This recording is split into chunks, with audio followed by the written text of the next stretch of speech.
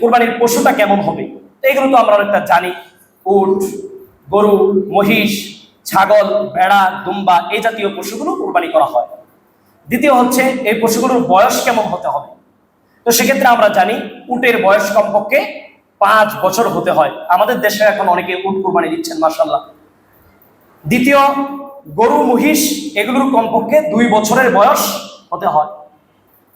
আর ভেড়া, দুম্বা, ছাগল এর মধ্যে ছাগলের বেলায় 1 বছরই হতে হবে, 1 বছরের চেয়ে একটু কম হলে হবে না।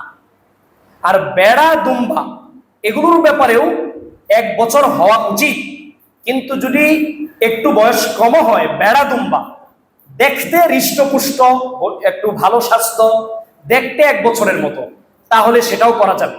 তো আসলে বয়স 1 বছরের চেয়ে কিছু কম, কিন্তু দেখতে 1 বছরের মতো, এই সুবিধাটা পাওয়া যাবে কোনটার ক্ষেত্রে? ভেড়া আর দুম্বার ক্ষেত্রে।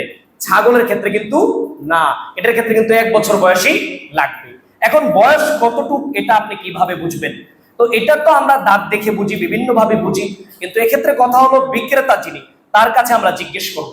তার কথার উত্তর এবং আমাদের আইডিয়া দুইটা মিলে যদি মনে হয় যে ঠিক আছে, প্রবল ধারণা হয় কথাটা সত্য, 1 বছরই হবে, 2 বছরই হবে, তাহলে ঠিক আছে, এই আপনি তখন এটাকে কোরবানি করে ফেলতে পারেন।